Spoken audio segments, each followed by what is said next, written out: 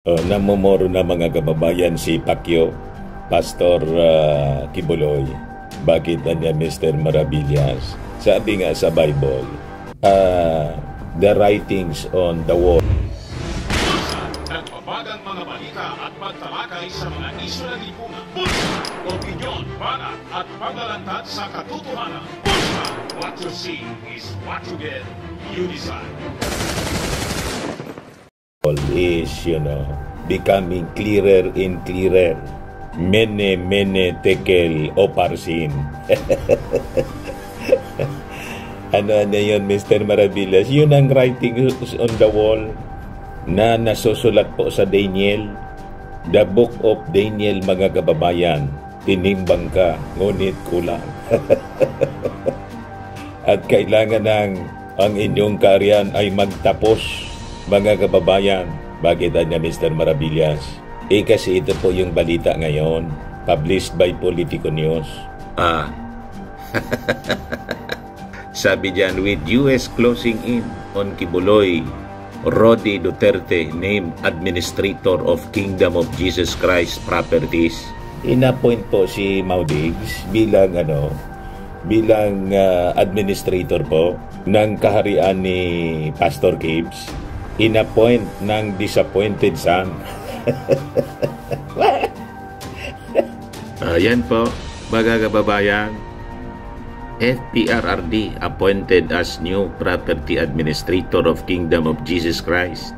Kingdom of Jesus Christ Media Arm, Sunshine Media Network International, announced former President Rodrigo Duterte's appointment in view of the arrest warrants against its founder, Apollo Kibuloy. So, yan po ang mga pangitain.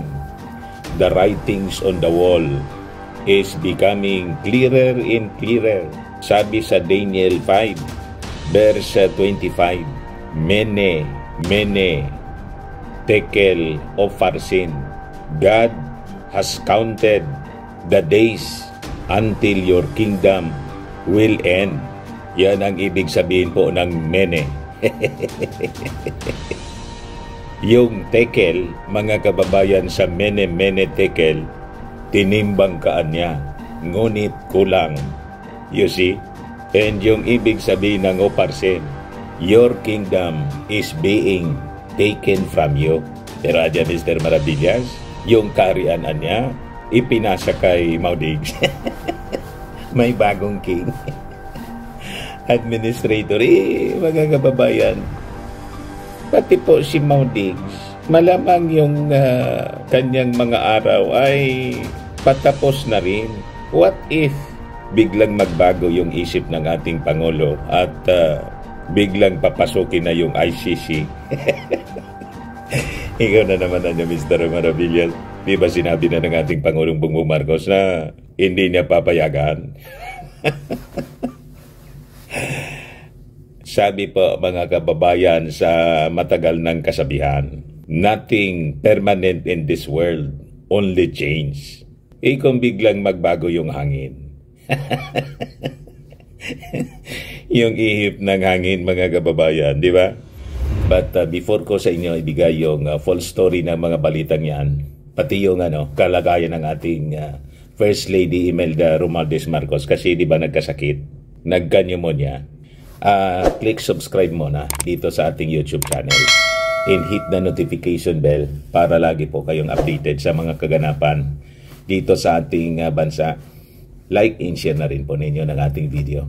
At huwag na rin po ninyo na skip yung ating mga commercial ads para tuloy-tuloy lang ang pag-unlad ng bagong Pilipinas.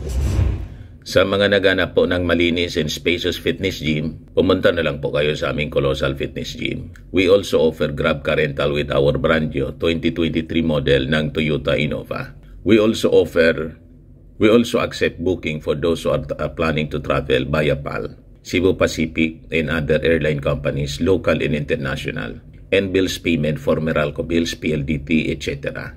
Ang Colossal Fitness Gym is located at 3rd floor, Security Bank Building, Lanco Business Park, Legazpi City, Albay. For inquiries, look for Jilon Maravillas. Contact number 0966-802-0949. Yan po yung aming Innova. Lagi na pong matao sa amin. Na-set up na rin yung aming mga bagong gym equipments. May treadmill na rin po kami. Ito naman po yung bago naming product na binibenta online.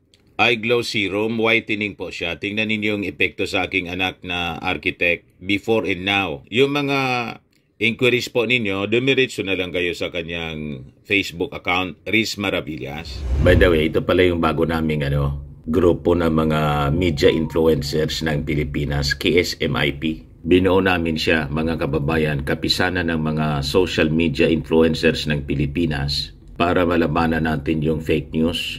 Yang logo, mga kababayan, nag-design yan si Architect Riz Maravillas, yung aking anak. Di ba? Kasing ganda yung logo ng bagong Pilipinas. Ayan po yung aming mga kasama po sa grupo. Kalahati lang yung nandiyan dyan sa picture. 26 members po kami all throughout the country. And kami po yung pinakamalaki na samahan ng mga media influencers sa buong Pilipinas. Ayan po. Maraming salamat po sa invitation ng Bagong Pilipinas. Opisina po yan ng Bagong Pilipinas. Na-invite po kami. Ayos? Kasama niya, lagi mo niya Mr. Maravillas, kasama si Mrs. mo. May channel din po siya, pati yung aking anak na si Queenie. Kasi po yung channel namin po, 6 po yung aming channel sa YouTube at Facebook. Siyempre, party-party. So yung objective namin po, para yung mga sources natin na mga information po, credible po siya. Reliable sources po. From the horse's mouth, ika nga. Galing mismo sa ating Pangulo, galing mismo sa Presidential Communications Office, in other agencies of the government. Hindi yung mga kung ano-anong marites po, na ang objective manira ng ating gobyerno. So kung gusto ninyo ng mga reliable news and information, dito po kayo po makinig sa amin sa aming grupo, kapisanan ng mga social media influencers ng Pilipinas. Yan po. Ayos. Ayos na niya, Mr. Maravillas. So ito yung balita, mga kababayan. The appointed son has appointed. The disappointed. Kala ko niya, Mr. Maravillas. Mali pala, no? The disappointed son has appointed the another disappointed. Disappointed former president. Kasi lagi man pong disappointed. Inappoint po siya bilang administrator ng mga kayamanan at kaharian ng si proclaimed appointed son, si Pastor Gibbs. Siya na yung bagong hari. Yung dating hari ng Pilipinas, dating Pangulo, di ba, ang kanya, ang equivalent, mga kababayan yan, sa isang karian, presidente. So dating hari, siya na ngayon ang pinaniwalaan.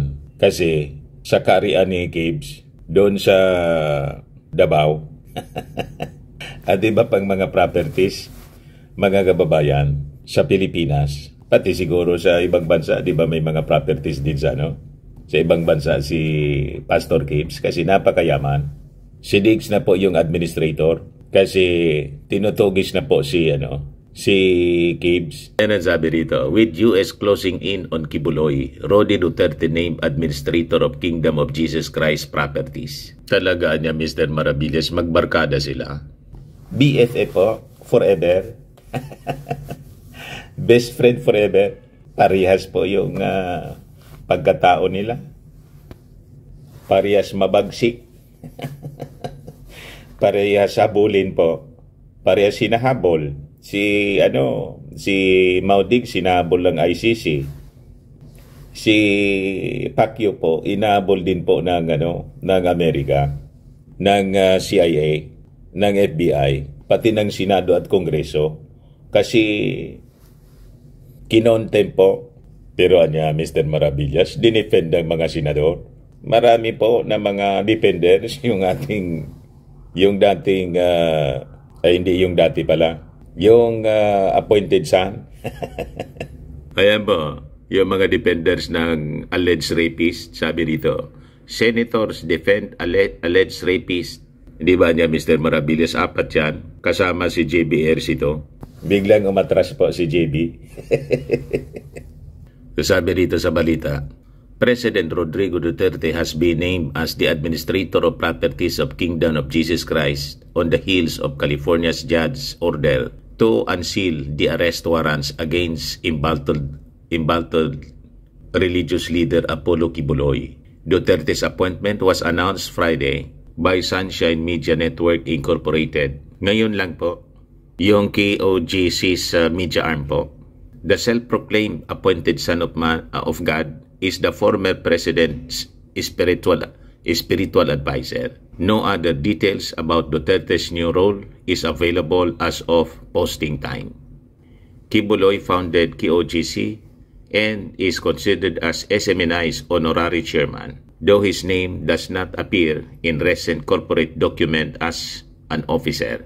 Kaya nga po, yung Kongreso ay gusto siyang paharapin. Sinubbe na po siya ng Kongreso sa investigation po sa SMNI, sa violations po ng franchise ng SMNI na binigay po ng Congress. Iayaw ni Kibuloy mag-attend, kaya po siya lalo na nasadlak sa problema. Yung sa Senado, alam na ninyo po, yung alleged sexual abuse and alleged human trafficking po. O ngayon, lumabas sa balita po na inunseal na ng US District Court yung arrest warrant laban po sa kanya. Kaya pa siguro na si Kibuloy, inappoint na po si Maudigs bilang administrator ng kanyang kayamanan. So sabi dyan, in an order dated March 1, 2024, Central District of California Judge Terry Hatter Jr.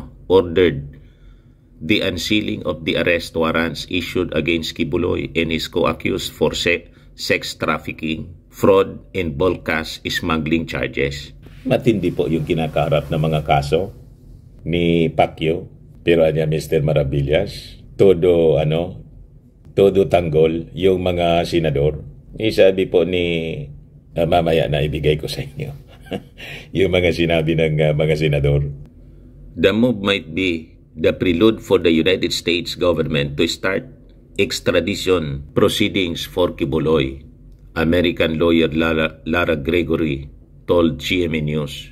The embattled religious leader is one of the Federal Bureau of Investigation's wanted list. Is on the Federal Bureau of Investigation's wanted list. Kibuloy has gone into hiding after the Senate and House of Representatives issued subpoenas requiring him to attend the respective hearings on the allegations against him. He claimed that the U.S. government is working with the Marcos administration to have him assassinated. Yan yung mga aligasyon ni Pacquiao. Gusto daw siyang ipatumba at nakikipagsabuatan pa yung ating Pangulong Bongbong Marcos, the first couple, pati si Martin Romualdez, dinamay na. What? You see? Ito yung mga knight in shining armor ni Pastor Gibbs. Sabi sa report ng Impact Leadership, senators defend alleged rapist. Kasama niya si Superate, Mr. Maravillas. Kasama po si Superate. Sabi niya noon, lungkot na lungkot daw siya. Sabi dito, gusto natin bigyan siya ng pagkakataon. Higit sa lahat, ang pagkakaintindi ko, meron na rin mga kaso na pinila sa korte. Kaya't siguro huminahon tayo at huwag naman natin inaapi yung tao. Sabi po ni Superate, Senator Amy Marcos. Wala man pong nangaapi kay Senator Amy, kay Pastor Kibuloy. Sabi nga ng kapatid po niyo, sagutin na lang kaya niya yung mga aligasyon sa kanya, laban sa kanya. Ipaliwanag niya yung sarili niya doon sa Senado. Kasi unang-una, ang investigasyon, in-initiate po ng Committee on Women and Human Rights na pinangungunahan ni Senator Risa Hontiveros. May mandato doon si may mandato doon yung kasama mong senadora. May obligasyon siya. Alam na alam mo yan kasi kapwa mo senador. Tsaka sabi ng inyong ading, di pag naipaliwanag niya yung sarili niya, di tapos na. Di ba? Kaysa ito, nagtatago siya. Siyempre yung nagtatago, hinahanap. Nagtatago, kaya wanted siya. Para hindi siya ma-wanted, kailangan isurrender niya yung kanyang sarili sa ating mga authorities. May punto naman si Risa At may punto din yung ating Pangulong Bongbong Marcos. We have to submit to authorities. Pag hindi, di ano yun? Wala nang magre-respeto sa ating mga authorities. Sabi naman po ni Robin Padilla, para sa akin, nagiging biktima si Pastor kasi nilabanan niya yung NPA. Yun ang sarili kong nasaan ang utang na loob natin sa serbisyo ng taong ito? He deserved para sa mga mata ko na ang isang taong tingin ko na bayani sa pakikipaglaban niya sa komunista na naging kasama ko, ganitong klase papayagan kong maiskandalo. Teka muna. Iba man po ang kaso na kinakaharap ni wala mang kinalaman doon sa issue ng NPA. Issue ng reklamo ng mga alleged victims niya. Malayo man po, Senator Robin Padilla, ang iyong sinasabi. May nagreklamo laban sa kanya. Di sagutin lang niya. Ganon lang yon. Tulad ng nangyari sa inyo po, may kaso kayo na illegal possession of firearms. Di ba nakulong po kayo? Anong ginawa ninyo? Di ba sumurrender kayo? At nagpakulong kayo? So ganon lang. Ngayon, okay na kayo. Kasi na-pardon kayo. Naging number 1 senator pa. Ganon lang naman ang buhay dito sa mundo. Pag hindi mo hinarap yung asunto, paano makiklear yung iyong pangalan? Kung alimbawa si Pastor Gibbs, walang kasalanan tulad ng inyong paniwala. Di ba? Importante dumaan sa tamang proseso. Just like Laila de Lima. Dumaan sa proseso. Nakulong ngayon, nakalabas na. Si Jimmy, ganon din. Si Jingoy Estrada, ganon din. May kaso pa pala, si Jingoy. Pero nakalabas siya. Si Bong Revilla, ganon din. Pati nga si Enrile. So lahat dumaan sa proseso. Kahit nga yung Pangulong Bongbong Marcos, yung Marcos family, di ba, napakaraming kaso, hinarap nila po. Fair and square. So yun ang tamang proseso. Mali yung mga advice ninyo Sabi naman ni Cynthia Villar, kaibigan ko si Pastor Kibuloy. Mabait siya sa aming pamilya at nagtataka ako dyan sa case na yan. Kaya medyo hindi ako masyadong naniniwala sa case niyan. Diyan sa case na yan. Kilala ko siya personally. Ang nakakahiya naman na ako, ipapahuli ko siya. Diyos ko, you don't do that to a friend. Iyon sa inyo po, personal niyo yun. Paano naman po yung nagrereklamo, 'di ba? Sa inyo kasi personal na relasyon ninyo yung tinitingnan ninyo. Senador kayo Akala ko ba pag ganon, hindi dapat natin ginagamit yung ating personal na relasyon sa isang tao para hindi makamit ng ibang tao din yung hustisya na kanilang hinihiling. Dapat hands off na lang po kayo. Di ba? Halatang-halata na politika po yung political preservation po and personal interest po yung inyo pong yung inyong sinasabi. But anyway, with your position po, mapapaisip siyempre yung mga mamamayang Pilipino kung anong uri kayo ng mga tagapaglingkod nila. Di ba? So, ganun po yon mga kababayan. Bala na kayo. O ngayon, sabi natin, yung nasusulat sa Bible sa Daniel 5, nagmamanifest na po mga kababayan dito sa case ni Pacquiao. Sabi nga, mene mene, tekel o farsin. God has counted the days. Your kingdom will end. Tinimbangkaan niya, ngunit kulang. So that your kingdom is being taken from you. Madaling sabi, talagang dapat hindi tayo nagmamalabis pa sa ating kapwa. Kasi pag nagmamalabis po tayo sa ating kapwa, darating ang araw, kakalosin po tayo. Ganon ang moral lesson nito, mga kababayan. Diyan niya, Mr. Maravillas, kumusta yung ating First Lady, Imelda Romualdez Marcos, dating First Lady Imelda? Ito po siya. Medyo mabuti na daw yung pakiramdam ng ating Pangulo, sabi ng dating First Lady, sabi ng ating Pangulo. Nagkanyumunya kasi po. Tapos may kausap din po ako na hindi ko lang pwedeng i-mention sa inyo, i-quote kung sino siya. Isang mataas na opisyal po ng ating gobyerno, kausap namin ni Mrs. kahapon. Maraming salamat po pala, Madam, for the lunch. Ang sarap pala ng Ilocano food. Nakalimutan ko lang yung pangalan ng kinain naming Ilocano food. Napakasarap pala. Ayun, tinanong ko sa kanya kung kumusta yung kalagayan ng First Lady, former First Lady Imelda Marcos. Sabi niya, nakarecover na niya, Mr. Maravillas. So yan po, napakaganda pa rin ng ating First Lady. So sabi diyan, President Ferdinand Marcos Jr. said his mother, former First Lady Imelda Marcos, is feeling much better after being hospitalized for slight pneumonia and fever. So, yun po, mga kababayan, para yung mga Marcos loyalist at lahat ng nagmamahal sa dating First Lady ay huwag mag-alala. Ayos pa. Ayun man lang po for now, mga kababayan. Ako po si Dante Maravillas. Bye-bye po. God bless.